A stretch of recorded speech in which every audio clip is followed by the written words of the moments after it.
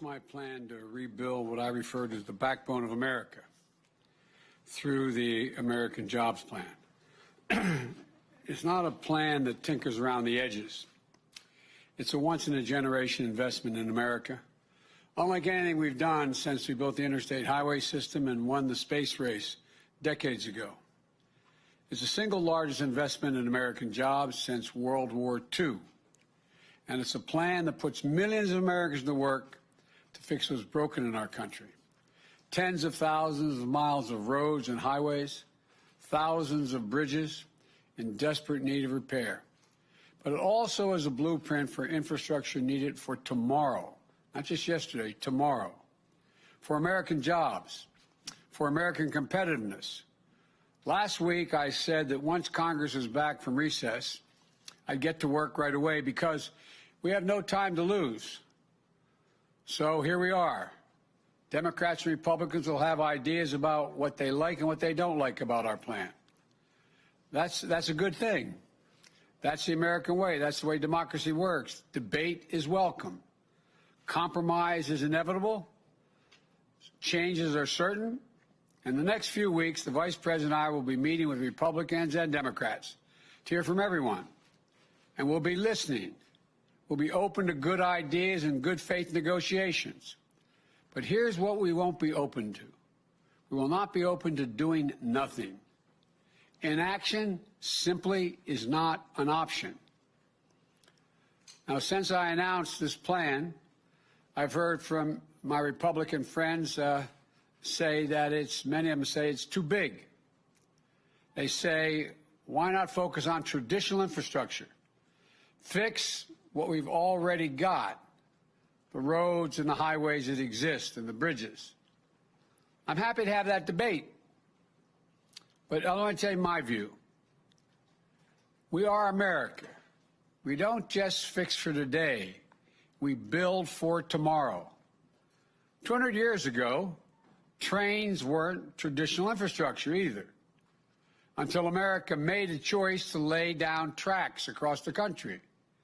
Highways weren't traditional infrastructure until we allowed ourselves to imagine that roads could connect our nation across state lines.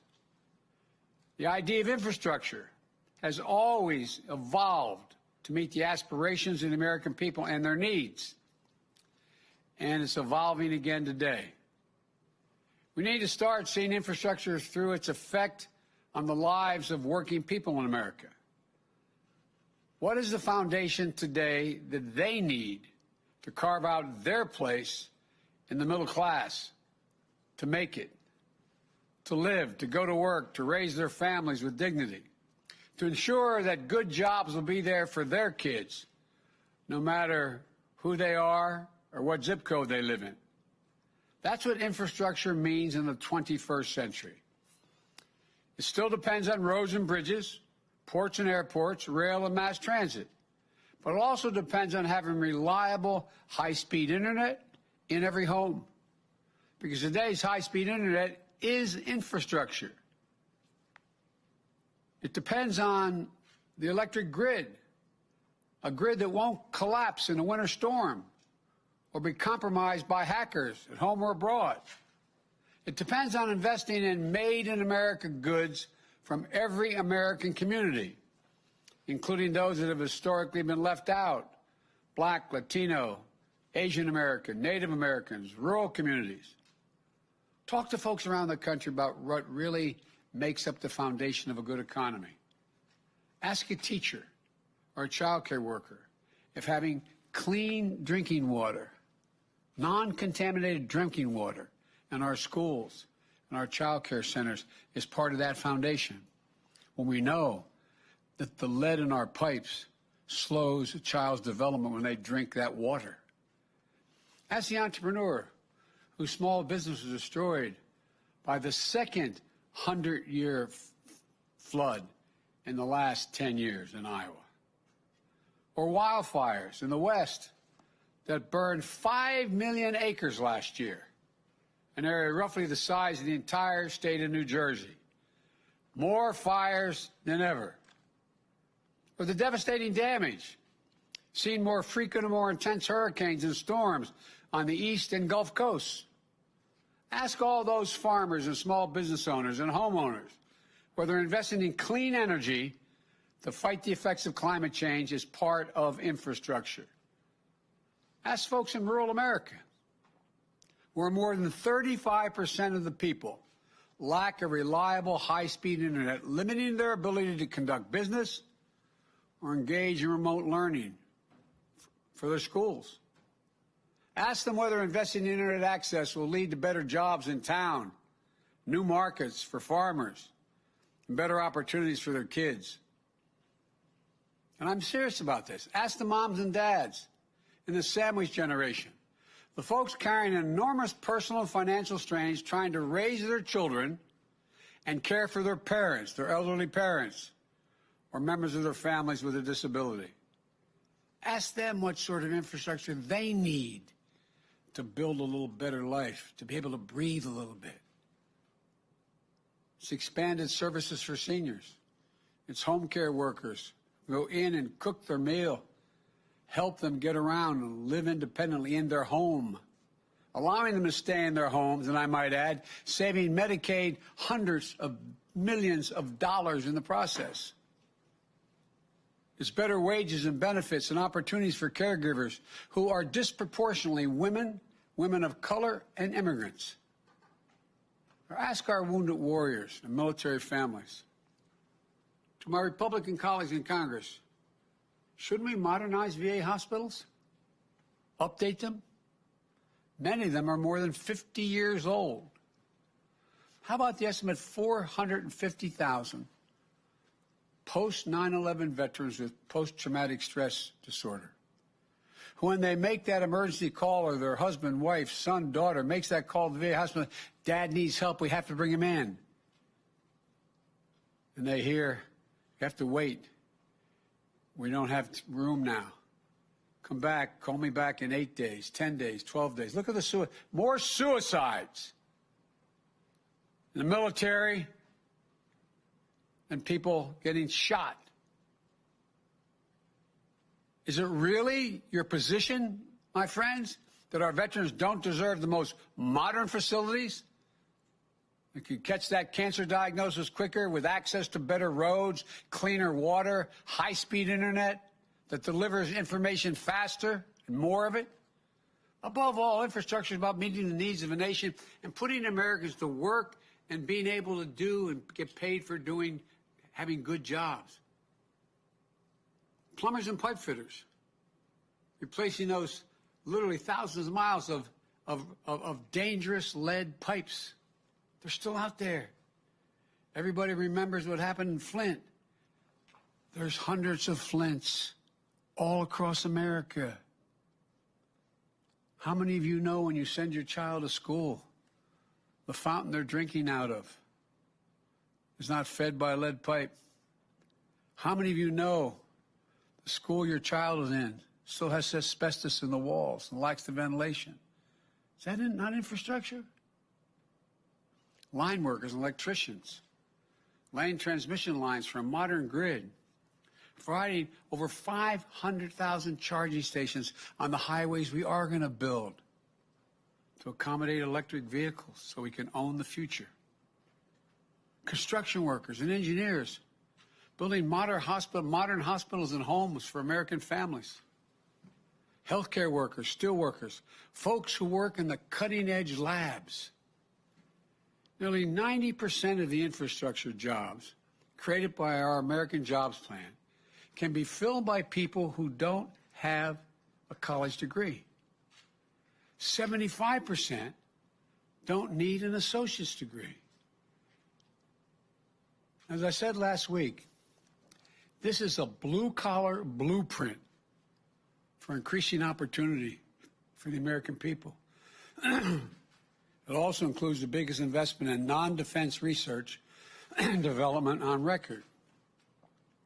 I promise you, it's not part of my speech, but I promise you, you're all going to be reporting over the next 6 to 8 months how China and the rest of the world is racing ahead of us in the investments they have in the future, attempting to own the future, the technology, quantum computing, investing significant amounts of money in dealing with cancer and Alzheimer's. That's the infrastructure of a nation. There's a new book out about how we've fallen behind. America is no longer the leader of the world because we're not investing. It used to be we invested almost 2.7% of our GDP in infrastructure. Now it's about 0.7%. When we were investing it, we were the leader in the world. I don't know why we don't get this. One of the only a few major economies in the world whose public investment in research and development has declined as a percentage of GDP in the last 25 years. Declined. The United States of America, that led the world.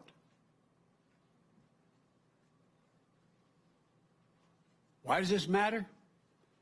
Investing in research and development helped lead to lithium batteries, LED technology, the internet itself. It helped lead to vaccine breakthroughs that are helping us beat COVID-19, to the Human Genome Project, which has led to breakthroughs in how we understand and fight cancer and other diseases. Government, meaning the taxpayers, funded this research. Government. When we stop investing in research, we stop investing in the jobs of the future, and we give up leading the world. When we do invest in research, what we're really doing is raising the bar on what we can imagine.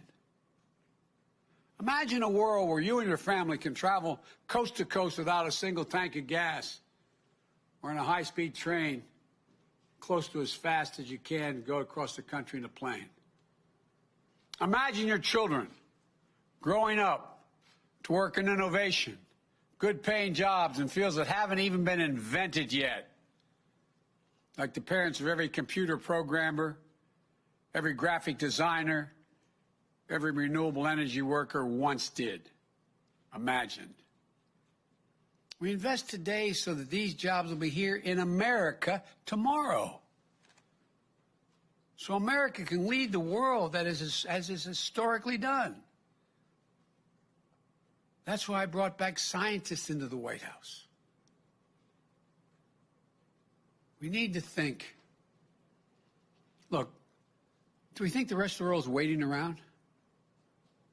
We're not going to make those kind of investments the rest of the world is saying. Take a look. Do you think China is waiting around to invest in its digital infrastructure or in research and development? I promise you, they are not waiting.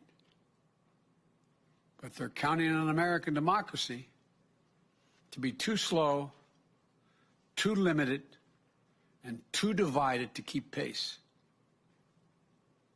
You've heard me say it before. I think this generation can be marked by a competition between democracies and autocracies, because the world is changing so rapidly. The autocrats are betting on democracy not being able to generate the kind of unity needed to make decisions to get in that race. We can't afford to prove them right. We have to show the world. Much more important, we have to show ourselves that democracy works, that we can come together on the big things. This is the United States of America, for God's sake. Of course, building the infrastructure of tomorrow requires major investments today. As I said last week, I'm open to ideas about how to pay for this plan, with one exception. I will not impose any tax increases on people making less than $400,000 a year. If others have ideas out there on how to pay for this investment without violating that rule, they should come forward. There's all kinds of opportunities. Just list all the tax breaks that I find difficult to explain. Wealthy deductions, $360 billion if you cap them, top rate of 39%, which it used to be for years, all the way to the Bush administration, almost $250 billion, corporate minimum tax, and the fossil fuel giveaways of $40 billion, et cetera. I could go on. But let me tell you what I proposed, how to do it. We're going to raise the corporate tax rate. It was 35% for the longest time, which was too high. Barack and I thought it was too high during our administration. We all agreed 5 years ago that it should come down somewhat. But the previous administration reduced it all the way down to 21%. What I'm proposing is that we meet in the middle, 28%. 28% would still have lower corporate rates than any time between World War II and 2017. It will generate over $1 trillion in taxes over 15 years. New independent study put out last week found that at least 55 of our largest corporations use the various loopholes to pay zero federal income tax in 2020. It's just not fair. It's not fair to the rest of the American taxpayers. We're going to try to put an end to this. Not fleece them. 28%. If you're a mom and dad, a cop, firefighter, police officer, et cetera, you're paying close to that in your income tax. I've also proposed a global minimum tax, which is being proposed around the world, for U.S. corporations at 21%. Let me tell you what that means. It means that companies aren't going to be able to hide their income in places like the Cayman Islands and Bermuda, in tax havens.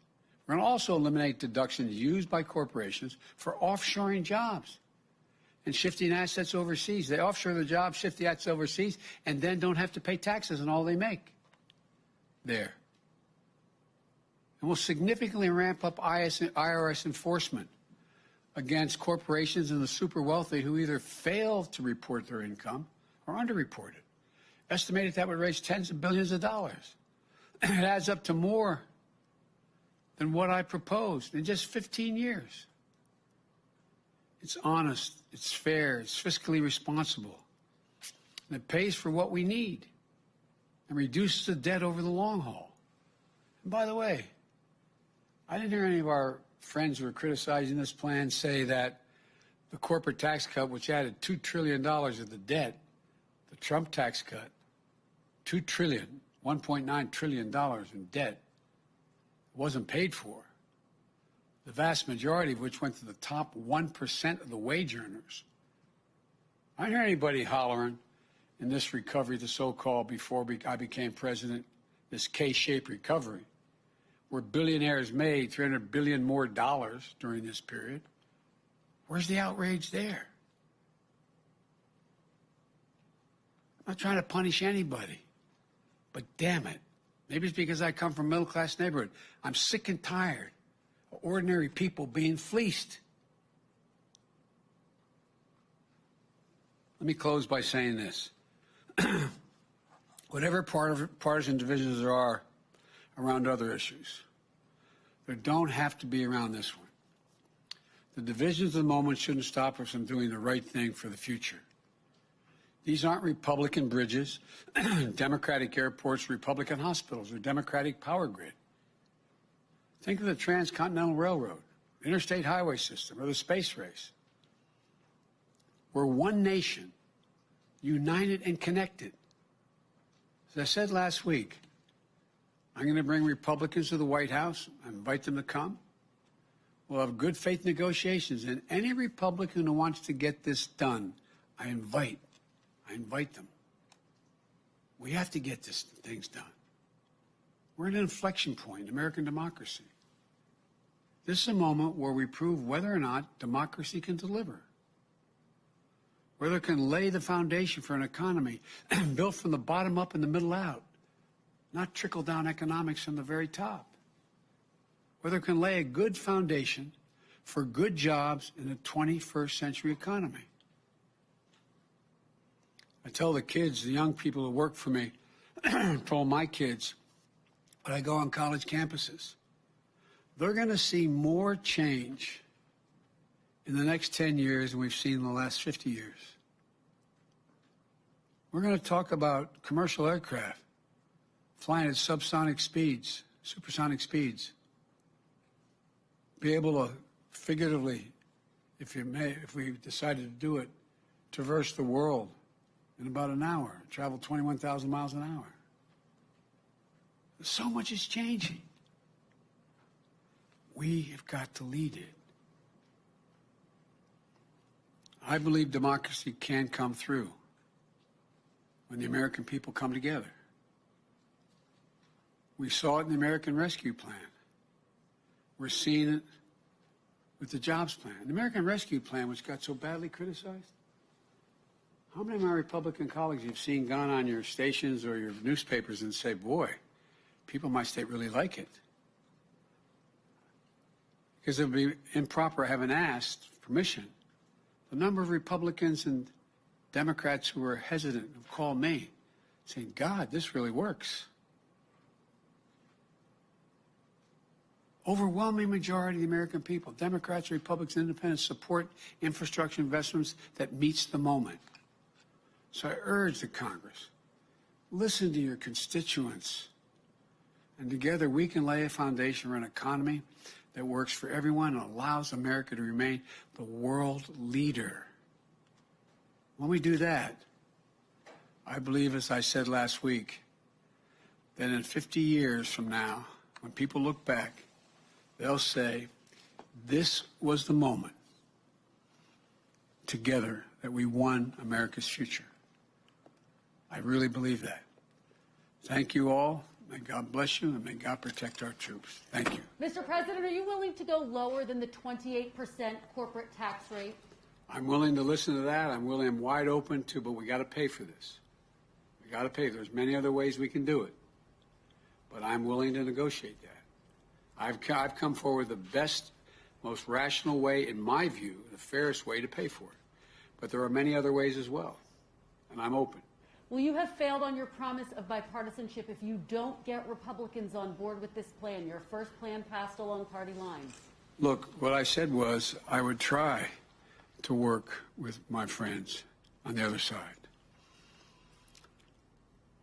There are things we're working on together, some of which we passed and some we will pass. But the last plan, I laid out what was available, what I was suggesting, and how I'd deal with it. And a bipartisan group came to see me.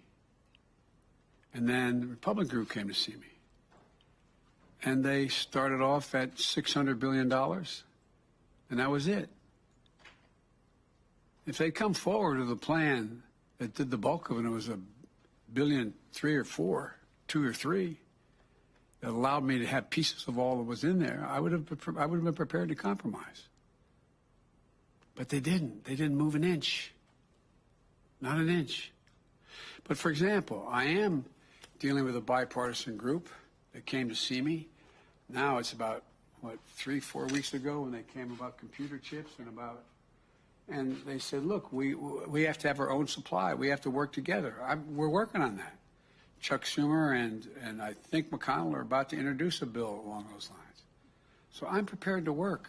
I really am. But to automatically say that the only thing that's infrastructure is a highway, a bridge, or whatever, that's just not rational. It really isn't. I think the vast majority of Americans think everything from the sewer pipes to the sewer facilities to the water pipes, I think they're infrastructure. Anyway, thank you all so very much. What are you going to do on guns, Mr. President? I'll be talking to you about that, I think, the day after tomorrow. Ghost guns? Can you tell us what you told the King of North, Mr. President? Are you concerned about the situation there? No, I'm not. Ash Cole would tell him that he has a friend in America. Stay strong.